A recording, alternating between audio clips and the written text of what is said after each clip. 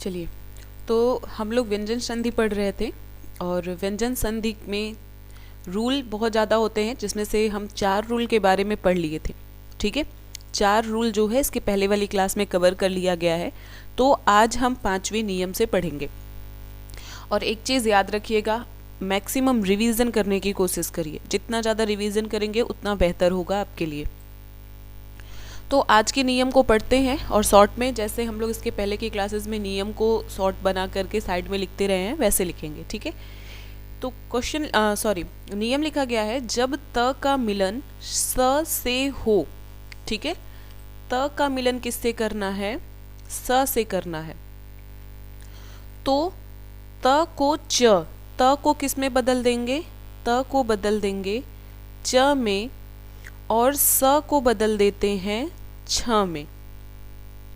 ठीक है, फिर आगे लिखा गया है, जब त या द के साथ च या छ का मिलन हो। एक और आगे उसी में नियम लिखा जा रहा है, उसी में आगे फिर से एक दूसरा नियम लिखा जा रहा है कि जब त या द के साथ च या छ का मिलन हो तो त या द के स्थान पर च हो जाता है। क्या हो जाएगा? त या द के स्थान पर च हो जाएगा। ठीक है, एक शॉर्ट में ऐसे लिख लो आप लोग साइड में, जब आप एग्जाम्पल देखोगे तो ज़्यादा बेहतर तरीके से समझ में आएगा। ठीक है, तो इसके एग्जाम्पल हम देखते हैं। पहला हमने क्या पढ़ा है कि त या द के बाद, ठीक है, त या द के बाद च या छ का मिलन हो। ठीक है, तो इस नियम से ये वाला उदाहरण हम देखेंगे। तो त मिला हमें और त के बाद हमें क्या मिला? च मिला है। यहाँ भी च मिला और यहाँ भी यहाँ छ मिला है। ठीक है, तो जब त से च मिले या त से छ मिले तो जो त है ये किस में बदल जाएगा? च में बदल जाएगा। किस में बदल जाएगा?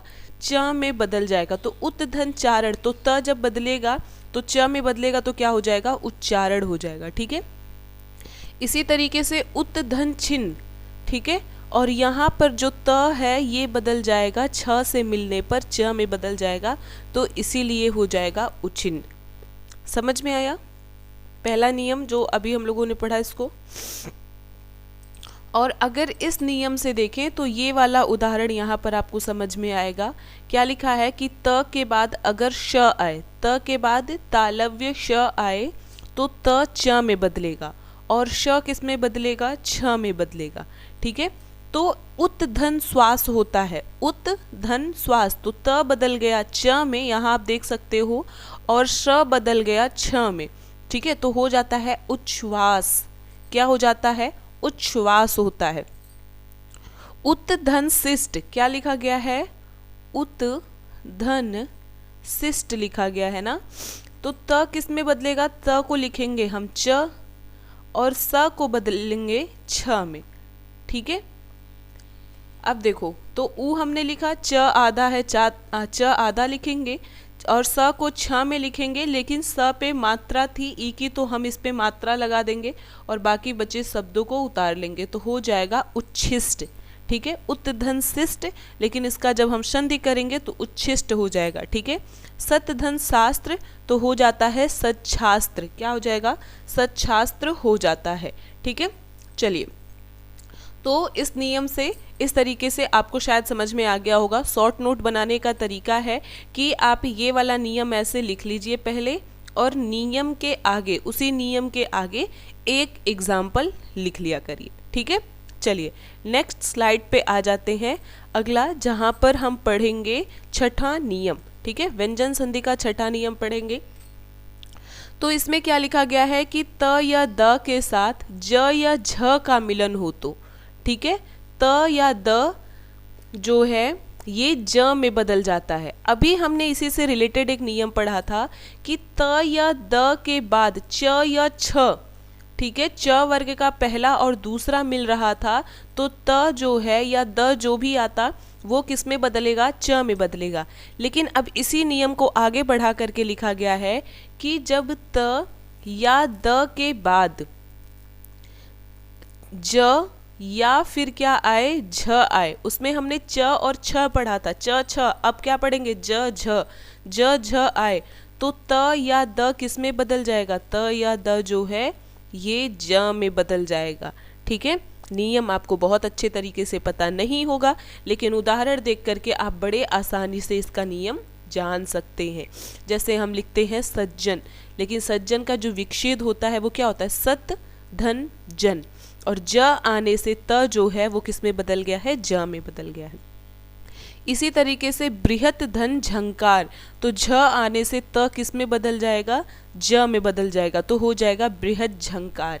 ठीक है, एग्जाम्पल वो अपने कॉपी में आप लोग नोट करिए, अगर नोट कर सकते हैं तो सभी नोट डाउन कर लीजिए, लेकिन खास करके वो एग्जाम्पल शॉर्ट नोट में ज़रूर डालिएगा जो एग्जाम्पल आपको कम देखने को मिलते हों। ठीक है, और मैंने स्लाइड में ऐड कर रखे हूँ।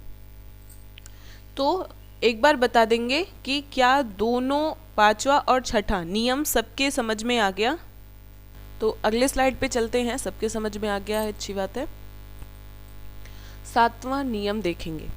सातवां नियम क्या दिया गया है भाई, सातवां नियम लिखा गया है स्वर के बाद अगर छ वर्ण आए तो छ से पहले च वर्ण बढ़ा दिया जाता है। अच्छा, हमने जब व्यंजन संधि का नियम पढ़ा था तो हमें ये पता है कि व्यंजन के साथ व्यंजन का मिलन होता है। ठीक है, लेकिन हमें ये भी पता है कि स्वर के साथ भी व्यंजन का मिलन हो सकता है और व्यंजन के साथ भी किसका मिलन हो सकता है, स्वर का मिलन हो सकता है। इन दोनों कंडीशन में भी कौन सी संधि होती है, व्यंजन संधि ही होती है। तो यही बात यहाँ कहा गया है कि पहले क्या आएगा, स्वर आएगा और स्वर के बाद छ वर्ण आए। ठीक है, छ वर्ण आ जाए तो छ से पहले, छ को हम नहीं बदलेंगे, ठीक है, छ को नहीं बदलेंगे, बल्कि छ से पहले हम क्या बढ़ा देंगे, च बढ़ा देंगे। ठीक है, जैसे हम लिखते हैं अनुच्छेद, क्या लिखते हैं, अनुच्छेद लिखते हैं ना, यहाँ पर आप देख सकते हो अनु धन छेद, तो न पर उ की मात्रा थी, यानी कि हमें यहाँ पर स्वर मिल गया, और छेद को हम ऐसे ही छोड़ देंगे, तो हमें बढ़ाना क्या है, छ मिला तो च बढ़ा देना है, तो हो जाएगा अनुच्छेद। ठीक है, क्या हो जाएगा, अनुच्छेद, इस तरीके से लिखा जाता है। ठीक है, उसी तरीके से देख सकते हैं स्वच्छंद, तो स्वधन छंद होता है और वो लिखते हैं इसको हम स्वच्छंद, क्यों, क्योंकि व में हमें अ मिला था। इसी तरीके से आधन छादन तो हो जाता है आच्छादन। ठीक है, और संधि धन छेद तो संधि छेद हो जाता है। ठीक है, तो एक तो हमने ये पढ़ लिया कि अगर स्वर के बाद, ठीक है, इसको लिख देते हैं ताकि आप लोग कॉपी में ऐसे शॉर्ट में लिख सको।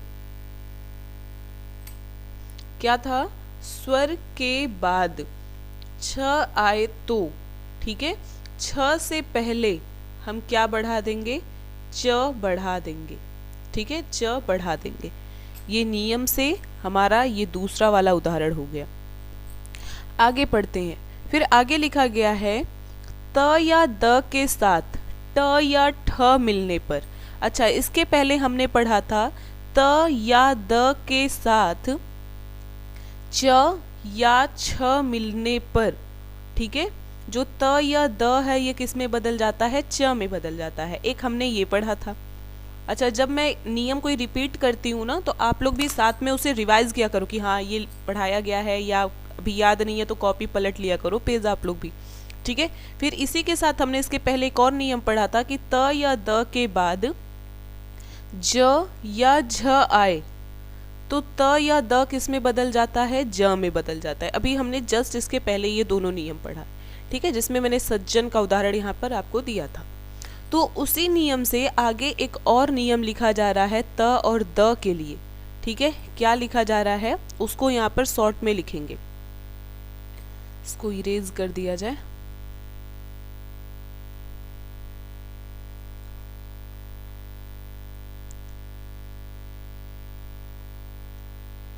चलिए, तो क्या लिखना है, त या द के साथ अब हमें क्या लाना है, ट या ठ का मिलन हो तो त द के स्थान पर क्या बन जाएगा, ट बन जाएगा। जाहिर सी बात है, अभी तक हमने पहले ही अक्षर को लिखा है तो यहाँ पर भी लिख देंगे, ठीक है। और उसी नियम से फिर ट ठ ड ढ, ट ठ के बाद क्या आएगा, ड ढ आएगा ना।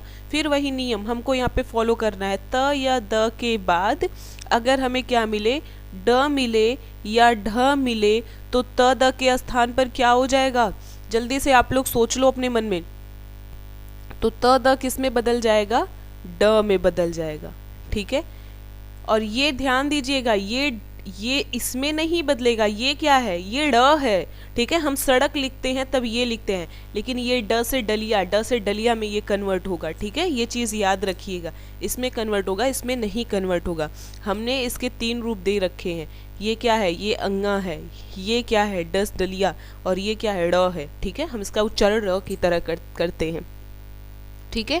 और इसके नियम से अगर हम देखें, इसके नियम से अगर हम देखें तो हमें यहाँ पर 2 एग्जाम्पल देखने को मिल सकते हैं, ठीक है। जैसे तत् धन टीका, तो त के बाद हमें ट मिला, तो त किस में बदल जाएगा, ट में बदल जाएगा, ठीक है। तो तत् टीका हो जाएगा, ठीक है। और उसी तरीके से भवत धन डमरू, तो ड मिल रहा है, हमें क्या मिल रहा है, ड मिल रहा है।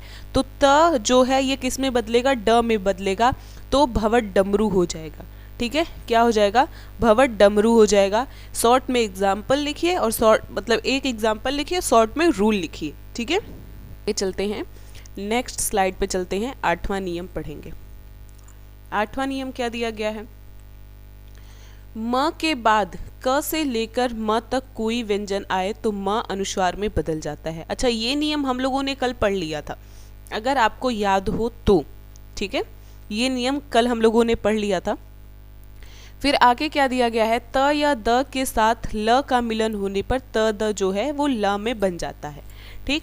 ये भी नियम पढ़ लिया था जब हम लोग बीच बीच में पढ़ रहे थे ना, तो ये नियम उस टाइम पर आया था एक साथ, मतलब 2 के नियम में। देखिए यहाँ पर हम लोगों ने पढ़ा था, ठीक है। यहाँ पर हमने पढ़ा था कि क या म के साथ, देखिए यहाँ पर सॉरी म के साथ क से म तक कोई भी जो वर्ण मिलता है तो वहाँ पर क्या हो जाता है, म की जगह पर अंतिम नासिक्य वर्ण हो जाता है, ठीक है। यही वाला नियम था जो अभी हम लोग यहाँ पे रिपीट कर रहे हैं, लेकिन एक बार फिर से उसको हम देख सकते हैं, कोई ऐसी बड़ी बात नहीं है। क्या लिखा गया है कि म के बाद कोई भी वर्गीय व्यंजन आए। वर्गीय व्यंजन मैं इसलिए बोल रही हूँ, वर्गीय व्यंजन इसलिए बोल रही हूँ क्योंकि हमें पता है कि क वर्ग होता है, च वर्ग होता है, ठीक है। तो टोटल 5 वर्गीय व्यंजन होते हैं ना, तो सिंपल हम लिख लेंगे वर्गीय व्यंजन। तो म किस में बदल जाएगा, अनुस्वार में बदल जाएगा, या हम सिंपल ये भी कह सकते हैं कि इस वर्गीय व्यंजन के पंचमा अक्षर में बदल जाता है, ठीक है। इस वर्गीय व्यंजन के पंचमा अक्षर में बदल जाता है। दोनों नियम यहाँ पर हो सकता है, कंडीशन देख करके हमें करना है, ठीक है। तो हम अनुस्वार भी लिख सकते हैं, ठीक। चलिए, तो इस नियम से ये वाला फॉलो हो जाएगा। किम धन कर तो किंकर हो जाता है, ठीक है। सम धन कल्प संकल्प हो जाता है। इसमें ये नियम बहुत ज़्यादा रटने की ज़रूरत नहीं है, लेकिन अगला नियम जो लिखा गया है, ये नियम भी शायद हम लोगों ने पढ़ लिया था, अगर नहीं पढ़े हैं तो इसको देख लीजिए। क्या लिखा है कि त या द के साथ हमें क्या मिलाना है, ल को मिलाना है। तो ल मिलेगा तो त या द जो है ये किस में कन्वर्ट हो जाएगा, ये बदल जाएगा ल में, ठीक है। ये किस में बदल जाएगा, ल में बदल जाएगा। बहुत ही आसान सा नियम है, इसको यहाँ से इस एग्जाम्पल से आप देख सकते हो। जैसे उत धन लास, तो त किस में बदल जाएगा, ल में बदल जाएगा, ठीक है। हलंत ल में, इसीलिए हमको आधा ल देखने को मिलता है, उल्लास हो जाता है, ठीक है। उत धन लीन तत् धन लीन तल्लीन हो जाता है। विद्युत धन लेखा तो हो जाता है विद्युत लेखा, ठीक है। तो ये 8वां नियम आपका कंप्लीट होता है। नेक्स्ट चलेंगे 9वें नियम पर। देखिए, आप ज़्यादा फ्रस्ट्रेट मत होइए कि मतलब कितना ज़्यादा पढ़ना है। इसके 12 से 13 नियम हमें पढ़ने हैं, और चार नियम तो हम लोगों ने कल कर लिया था। आज बहुत इजी वाले नियम है, ठीक है, कुछ ज़्यादा करने की ज़रूरत नहीं है। मेरे पास एक फंडा है क्या कि जो मैं शॉर्ट रूल लिख रही हूँ आप अपने कॉपी में शॉर्ट नोट के तौर पे बनाओ, और पूरा एग्जाम्पल नहीं समझ में आ रहा है तो 1 से 2 एग्जाम्पल उसके साथ लिखो, और जब क्लासेस ख़त्म हो जा रही है तो एक बार उसे जल्दी से रेंडमली, ठीक है, ऐसे जल्दी से आप क्या करो, उसे पढ़ लो। फिर देखना पूरे स्लाइड और पूरे जो टॉपिक पढ़ाए गए हैं अपने आप आपको लगेगा कि सब समझ में आ गया, ठीक है। चलिए आगे पढ़ते हैं। म के बाद म का द्वित्व हो जाता है, ठीक है। अब ये क्या बला है भाई, देखिए अगर म के बाद म आता है, ठीक है, तो ये म जो है पहला म वो उसी में रहता है, ठीक है, मतलब हलंत म में ही रहेगा।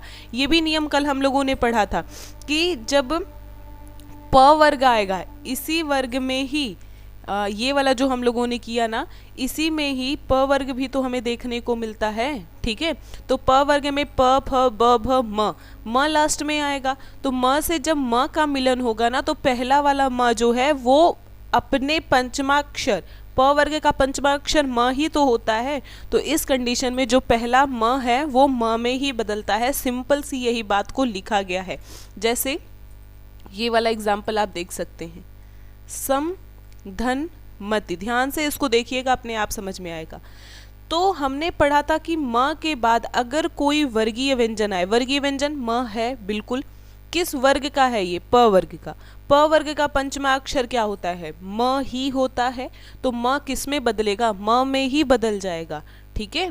तो सम्मति ये इस तरीके से पूरा लिखा जाता है, इसलिए म में कोई परिवर्तन नहीं होता है। या सिंपल हम कह सकते हैं कि म के बाद अगर दूसरे अक्षर में भी म आए तो म जो है ये द्वित्व हो जाता है। द्वित्व का नियम आपको पता होगा, ये द्वित्व कहलाता है, ये द्वित्व कहलाता है, ये द्वित्व कहलाता है। द्वित्व का मतलब दो समान अक्षर से होता है, जिसमें पहला अक्षर जो होता है ये हलंत होता है या आधा होता है। क्लियर हो गया। अगला नियम देखते हैं। अगला नियम क्या है कि त द के बाद ह के मिलने पर क्या बनेगा भाई, त द के बाद अब जब ह मिलेगा तो क्या बनेगा, इसको देखते हैं। त या द के बाद हमें क्या करना है, ह मिलना है, तो त द के स्थान पर क्या हो जाता है, द हो जाता है, और ह के स्थान पर ध हो जाता है, ठीक है।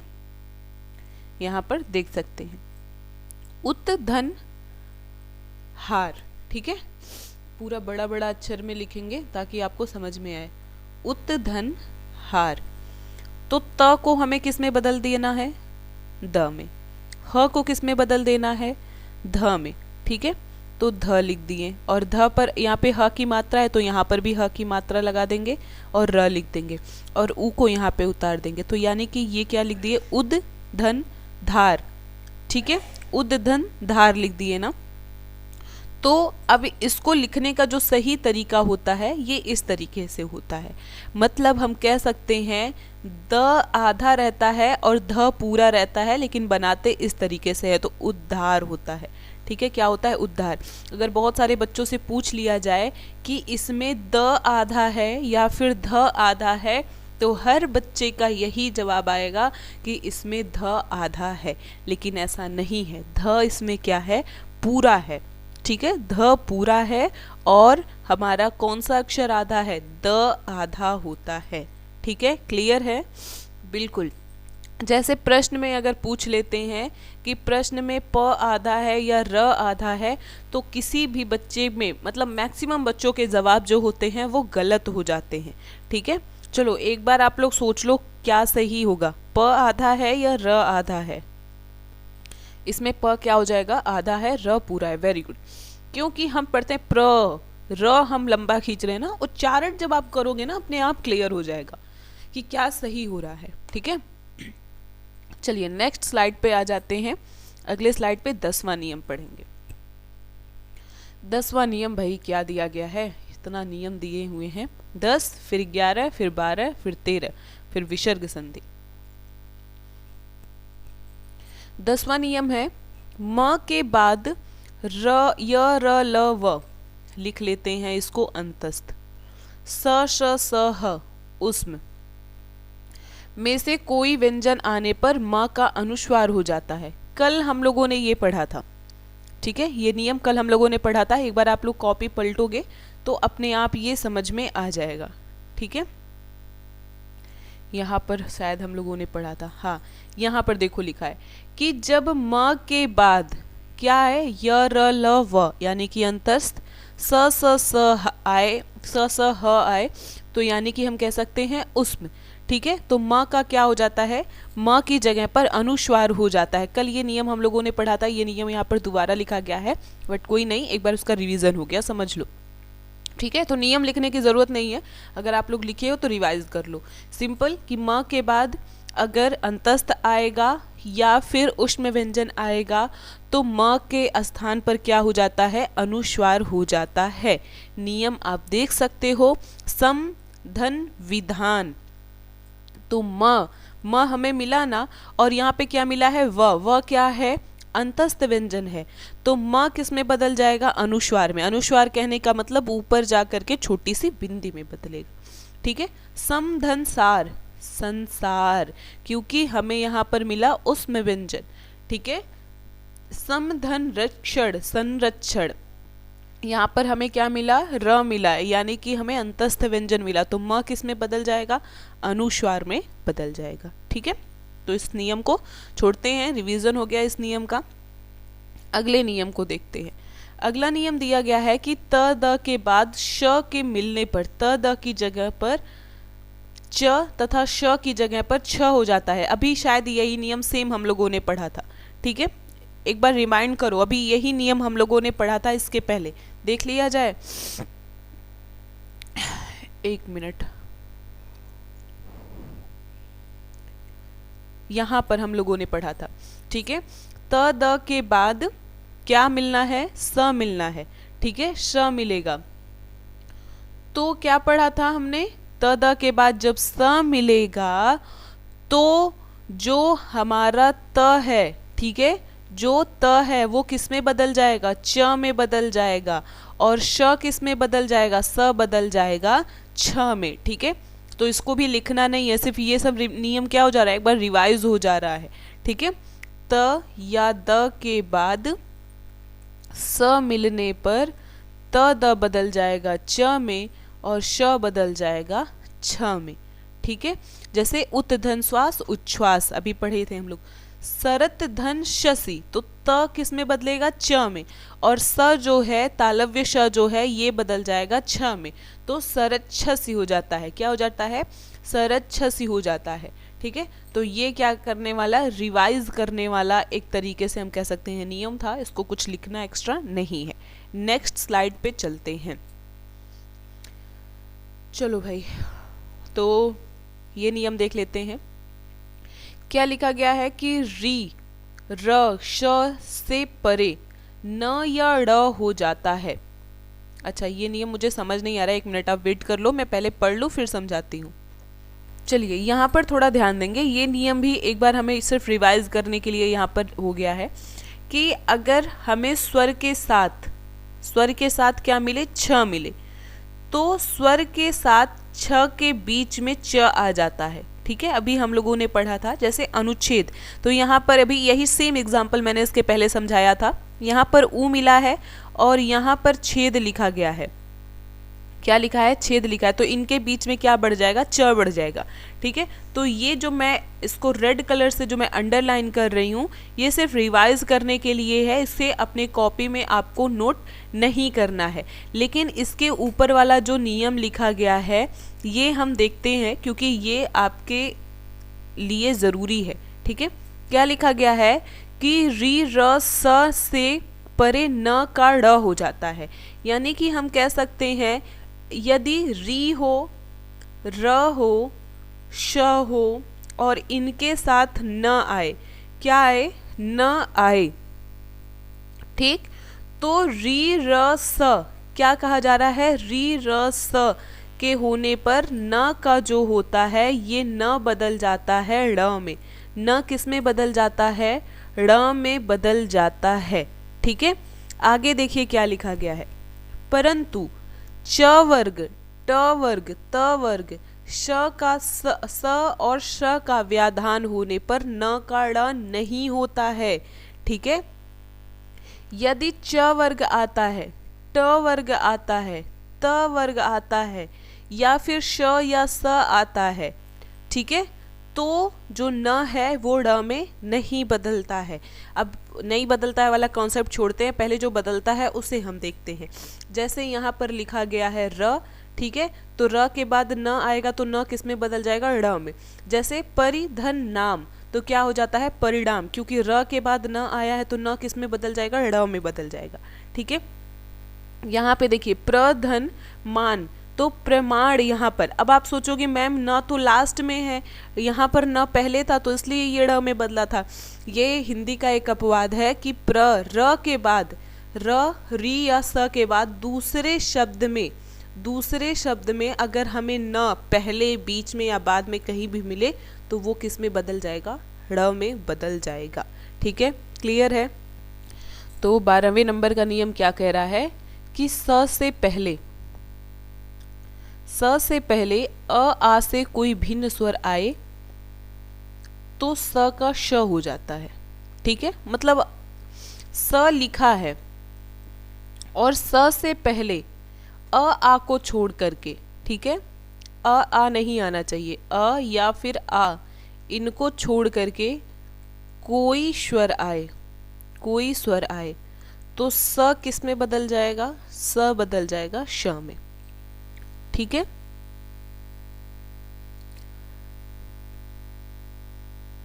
समझ में आया।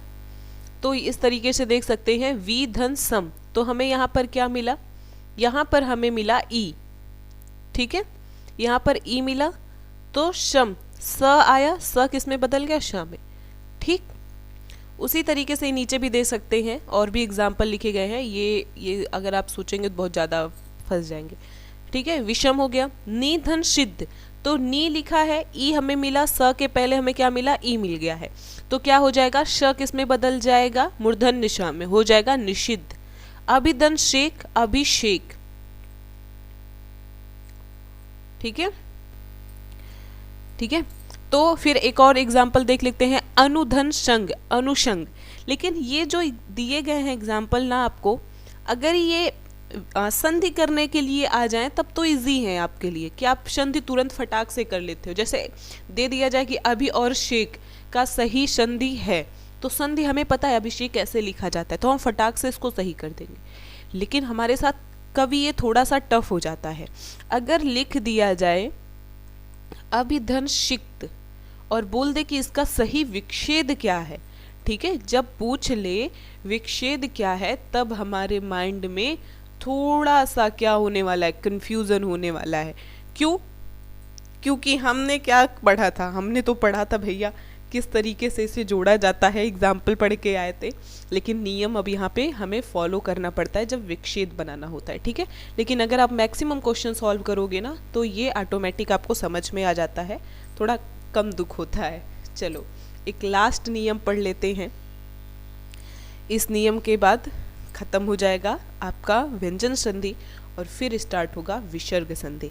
ठीक है, तो आराम से पढ़ते हैं, शायद कहीं कुछ छूटे ना, जहाँ पे एक्स्ट्रा एग्जाम जो लिखा होगा नियम उसको हम छोड़ते चलेंगे। ठीक है, मुझे तो लग रहा है पहला ही लाइन लिखा गया है, मतलब हम पढ़ चुके हैं। जैसे लिखा गया है, यदि किसी शब्द में कहीं भी, क्या लिखा गया है, किसी शब्द में कहीं भी, ये चीज़ ध्यान दीजिएगा, री र स हो एवं उनके साथ मिलने वाले शब्द में कहीं भी न हो। अभी यही नियम हम आगे पढ़े हैं, लेकिन शायद इतने अच्छे से डिफाइन करके नहीं पढ़े हैं। तो क्या लिखा गया कि पहले वाले शब्द में कहीं भी री र या सा हो और दूसरे वाले शब्द में कहीं भी ना हो, तो उन दोनों के बीच कोई भी स्वर क ख ग घ प फ ब भ म य र ल व में से कोई भी वर्ण हो तो संधि के होने पर न के स्थान पर क्या हो जाता है, ड़ हो जाता है। सिंपल कहने का मतलब है कि री र या स के बाद, ठीक ठीक है, वही सेम चीज़ मैं दोबारा लिख दे रही हूँ। री र या स के बाद अगर न हो तो न किस में बदल जाता है, ड़ में बदल जाता है। ठीक है, सिंपल आप ऐसे याद करो, इतना पढ़ोगे तो ज़्यादा कन्फ्यूज़न हो जाएगा। लेकिन यहाँ पर एक चीज़ हमें याद करना है कि कोई ज़रूरी नहीं है कि ये री र स शब्द के लास्ट में आए और न शब्द के पहले में आए। कहीं भी होगा तो न किस में बदल जाएगा, ड़ में बदल जाएगा। ठीक, जैसे आप यहाँ पर देख सकते हो लिखा है रामधन अयन।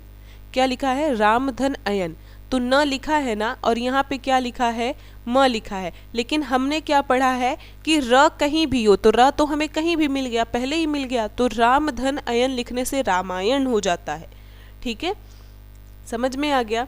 तो शायद ये थोड़ा बढ़िया से आपके दिमाग में घुस गया होगा कि कोई ज़रूरी नहीं है कि री र स जो है ये शब्द के लास्ट में हो, आखिरी में हो, और कोई ज़रूरी नहीं है कि न जो है ये शब्द के पहले में हो। ठीक है, चलिए आगे पढ़ते हैं और अगला नियम देखा जाएगा। अगला नियम क्या लिखा गया है, जब द के साथ, किसके साथ, द के साथ क ख त थ प फ श स स ह का मिलन हो। ठीक है, ये आप देखिएगा, ये थोड़ा सा याद करने की ज़रूरत है क्योंकि क ख है फिर च छ नहीं है। ठीक है, फिर है त थ प फ और ये उष्म व्यंजन है, का मिलन होने पर द की जगह पर त बन जाता है। अभी तक हम लोगों ने पढ़ा था मैक्सिमम नियम में कि त की जगह द होता है, लेकिन एक ऐसा नियम है जहाँ पर द का क्या हो रहा है, त हो रहा है। ठीक है, तो यहाँ पर देख सकते हैं आप सद धन कार लिखा है ना, तो द के बाद हमें क्या मिला, क। यहाँ पर हमने देखा था क हो, क का मिलन होने पर द किस में बदल जाएगा, त में बदल जाएगा, तो सद धन कार सत्कार हो जाता है। ठीक है, और इसी तरीके से सद धन तद धन पर तत्पर हो जाता है। यहाँ पे तत् धन पर नहीं होता है, तद धन पर होता है, तत्पर। ठीक है, नियम शायद अच्छे से आप लोगों को पूरा व्यंजन संधि का आ गया होगा। मैक्सिमम टाइम आप इसे रिवाइज करो, जितना ज़्यादा आप इसे रिवाइज करोगे उतना ज़्यादा आपके लिए बेहतर होगा। ठीक है, कोशिश किया गया है कि शॉर्ट में आपको सारे नियम समझ में आ जाएं। आगे अगर आप देख लो तो हम विसर्ग संधि के कितने पेज पढ़ने वाले हैं, 4, 5, 6, 7, 8, 9, 10 नियम है, और ये नियम बहुत टफ नहीं होते हैं विसर्ग संधि के। ठीक है, जल्दी जल्दी पढ़ लेंगे तो इसे हम अगली क्लास में देखेंगे। सब लोग इसके लिए एकदम रेडी रहिएगा, कोशिश रहेगा कि कल ये नियम पूरा विसर्ग संधि का खत्म हो जाए। ठीक।